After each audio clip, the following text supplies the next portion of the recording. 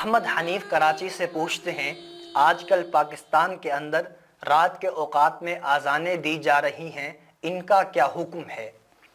اصل میں ہمیں مسئلہ سمجھنا چاہیے۔ وبائیں آپ علیہ الصلوۃ والسلام کے زمانے میں بھی آئی تھی، صحابہ کرام کے زمانے میں بھی آئی تھی، تابعین، تبع تابعین، فقہائے کرام، محدثین اعظام، ان کے زمانے میں بھی وبائیں آئی تھی، حتیٰ کہ طاعون جیسی بیماری بھی آئی تھی۔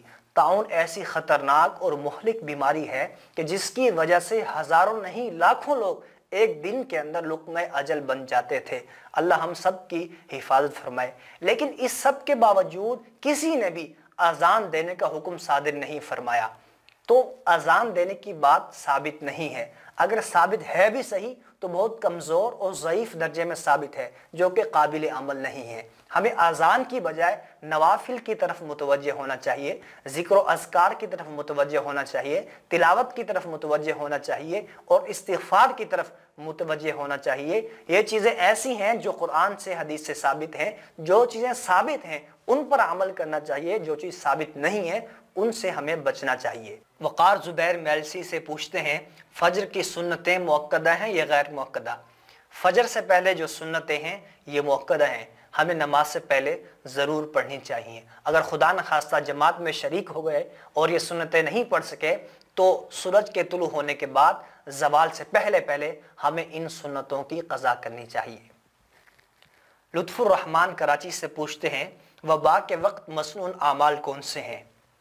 جب ہم آپ علیہ الصلوۃ والسلام کی سیرت کا مطالعہ کرتے ہیں تو ہمیں آپ علیہ الصلوۃ والسلام کی زندگی مختلف اوراد سے، مختلف دعاؤں سے، مختلف وظائف سے بھری نظر آتی ہے، تو ہمیں انہی اعمال اور انہی دعاؤں اور انہی وظائف کا اہتمام کرنا چاہیے۔ مثلا آپ علیہ الصلوۃ والسلام نے ہمیں یہ دعا سکھلائی ہے، بسم اللہ الذی لا یضر مع اسمہ شیء فی الارض ولا فی السماء وہو السمیع العلیم۔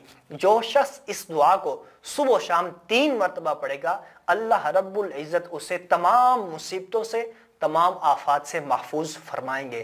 تو ہمیں انہی دعاؤں کا اہتمام کرنا چاہیے۔ فرید علی لاہور سے پوچھتے ہیں، آج کل آن لائن نماز کی تجویز پیش کی جا رہی ہے، کیا شریعت میں اس کی گنجائش موجود ہے؟ اصل میں امام کی اقتداء کے لیے صرف آواز کا سن لینا کافی نہیں ہے، بلکہ آواز کے سننے کے ساتھ ساتھ امام اور مقتدی دونوں کا ایک جگہ میں، ایک مکان میں ہونا بھی ضروری ہے۔ اگر امام اور مقتدی دونوں الگ الگ جگہوں میں ہیں، مختلف جگہوں میں ہیں، تو پھر اقتداء درست نہیں ہے۔ دوسری بات یہ ہے، اگر آن لائن نماز شروع ہو جائے تو پھر مساجد کی ضرورت باقی نہیں رہتی۔ امام کسی اونچی جگہ پر کھڑے ہو کر نماز پڑھائے، لوگ اپنے گھروں سے اقتداء کر لیں۔ حالانکہ آپ علیہ الصلوۃ والسلام نے مساجد بنائی ہیں، صحابہ کرام مساجد میں نماز پڑھتے تھے، آپ علیہ الصلوۃ والسلام نے مسجد میں نماز پڑھنے کی فضیلت بیان کی ہے اور بغیر کسی عذر کے گھروں میں نماز پڑھنے پر وعیدیں بیان کی ہیں۔ تیسری بات یہ ہے کہ مساجد اسلام کے شعار میں سے ہیں۔ اگر لوگ گھروں میں نماز پڑھنا شروع کر دیں، آن لائن نماز پڑھنا شروع کر دیں، تو مساجد خالی ہو جائیں گی، مساجد غیر آباد ہو جائیں گی، تو اسلام کی شان و شوکت پر اثر پڑے گا، جس کی گنجائش نہیں دی جا سکتی۔ اس لیے ان تمام وجوہ کی بنا پر آن لائن نماز درست نہیں ہے۔